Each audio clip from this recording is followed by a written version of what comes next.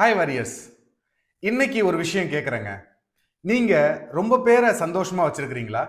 அம்மா, அப்பா, wife, husband, kids, relatives, உங்க ஃப்ரெண்ட்ஸ், நீங்க ஒர்க் பண்ற இடத்துல இருக்க கொலீக்ஸ், இப்படி எல்லாரையும் சந்தோஷமா வச்சிருக்கிறீங்களா? இப்படி எல்லாரையும் சந்தோஷமா வச்சிருக்கிறீங்க. என் கேள்வி, நீங்க சந்தோஷமா இருக்கீங்களா? Happy or sad? நீங்க நிறைய அட்ஜஸ்ட் பண்றீங்க, அண்ணாச்சி, நிறைய காசு விட்டு மொத்தம் கொடுக்குறீங்க, நிறைய பேரை ஃபர்கிவ் பண்ணிடுறீங்க, நிறைய விஷயங்களுக்காக சைலண்டா இருக்கிறீங்க. இப்படி எல்லா விஷயங்களையும் எல்லாரையும் சந்தோஷமா வச்சிருக்கணும், எல்லாரையும் சாட்டிஸ்ஃபை பண்ணணும் அப்படிங்கிற உங்களோட நல்ல மனசால நீங்க சந்தோஷமா இருக்க தவறுறீங்க. ஆனா நைட்டு நீங்க படுக்க போறப்ப உள்ளுக்குள்ள உங்களுக்குள்ள ஒரு கேள்வி வரும். என்னடா வாழ்க்கை இது? என் வாழ்க்கை இப்படியே போயிருமா அப்படின்னு. இது செல்ஃபிஷ் தாட் இல்லைங்க. உங்க சோல் டயர்ட் ஆகிறதுக்கான signal. Being kind should not cost your inner piece. ஒரு மிடில் கிளாஸ் அம்மா அவங்க பர்த்டே அன்னைக்கு கேக் இருக்கு, போட்டோஸ் எடுக்கிறாங்க, ரிலேட்டிவ்ஸ், ஃப்ரெண்ட்ஸ் எல்லாம் வந்திருக்கிறாங்க, எல்லோரும் சந்தோஷமா இருந்துட்டு போறாங்க. அன்னைக்கு நைட் அவங்க கண்ணாடி முன்னாடி அவங்க பார்க்குறப்ப தன்னை எரியாமலே ஏதோ ஒரு இனம் புரியாத ஒரு உணர்வை ஃபீல் பண்றாங்க, அழறாங்க. இந்த அழுகைக்கு காரணம் என்ன? எல்லாரும் இருக்கிறாங்க, ஆனா அவங்களுக்குள்ள ஏதோ ஒரு இனம் புரியாத உணர்வு அவங்கள அழ வைக்குது.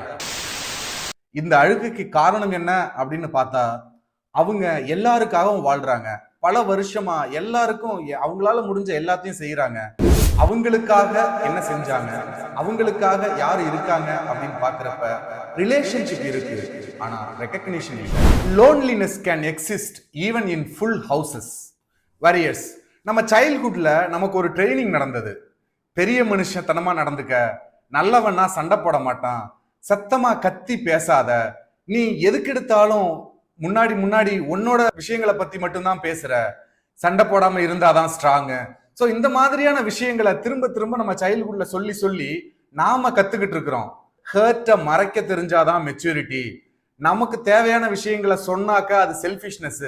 இந்த மாதிரியான ட்ரைனிங் நம்ம ரிலேஷன்ஷிப்பை காப்பாத்திக்கிறதுக்காக கொடுத்தது இல்லைங்க. நம்ம சுயமரியாதைய நமக்கே தெரியாம நாம குழி தோண்டி புதைக்கிறதுக்காக கொடுத்த ட்ரைனிங். எனக்கு தெரிஞ்ச ஒரு ஃபேமிலியில, அந்த ஃபேமிலியில இருக்கிற மூத்த பொண்ணு கல்யாணத்துக்கு முன்னாடியும் அவங்க அப்பா அம்மாவை பார்த்துக்கிட்டு இருந்தாங்க, கல்யாணத்துக்கு அப்புறமும் அவங்க தம்பி தங்கச்சிகள் அவங்க எல்லாரோட வாழ்க்கையும் பார்த்து பார்த்து பார்த்து கடைசியா ரொம்ப உடல் சோர்வுல டாக்டர்கிட்ட போறப்ப டாக்டர் சொன்னாரு, உங்களுக்கு பிபி ஹையா இருக்கு, சுகர் பார்டர் லெவல்ல இருக்கு, கொலஸ்ட்ராலும் ஹையா இருக்கு.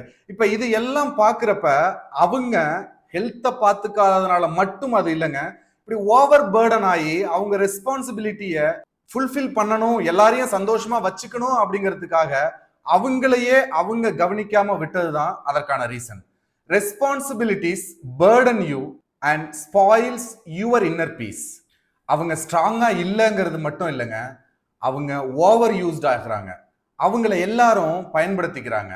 இப்ப அந்த மாதிரி உங்களையும் பலர் உங்களுக்கே தெரியாம இந்த ரிலேஷன்ஷிப்புங்கிற பேர்ல பயன்படுத்திட்டு இருப்பாங்க. அப்படி நீங்க இருக்கிறீங்களா?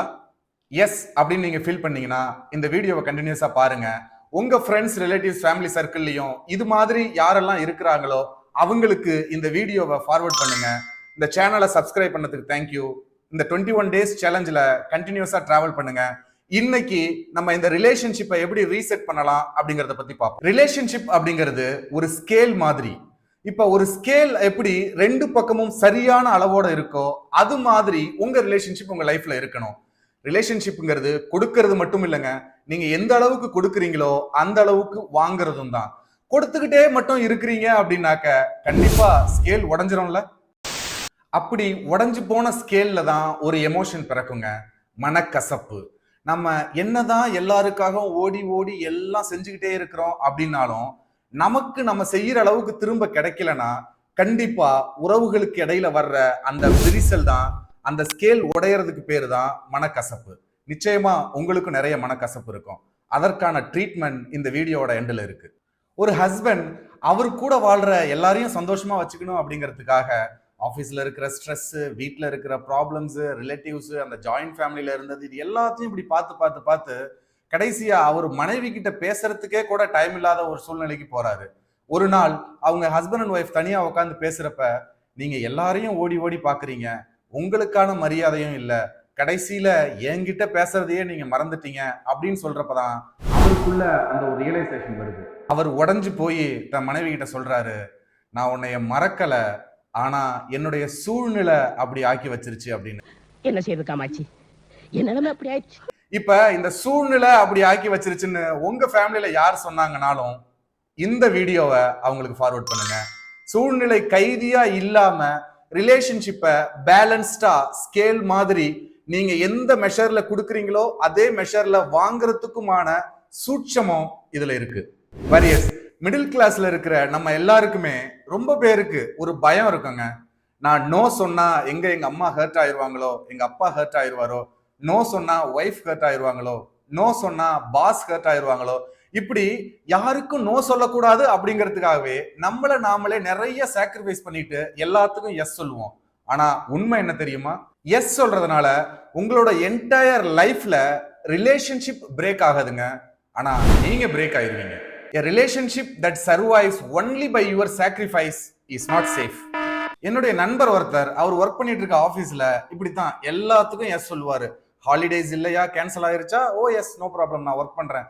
எக்ஸ்ட்ரா ஒர்க்கை முடிச்சு கொடுத்துட்டு போங்கன்னு கேக்குறாங்களா, ஓ எஸ் நான் ஒர்க் பண்றேன்னு.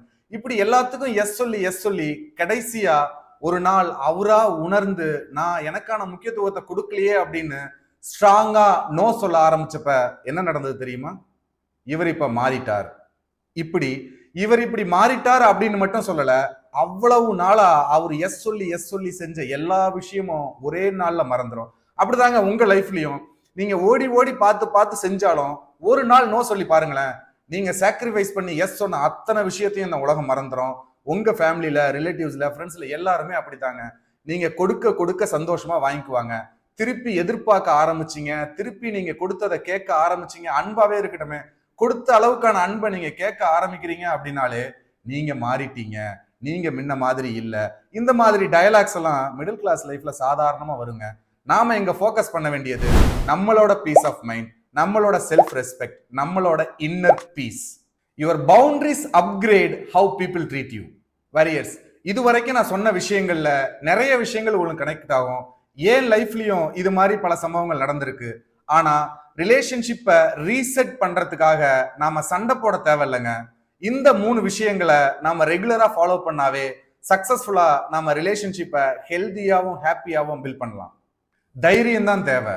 தைரியத்தோட ரிலேஷன்ஷிப்பை ரீசெட் பண்றதுக்காக இந்த 3 ஸ்டெப்பை ஃபாலோ பண்ணுங்க. Step 1, awareness.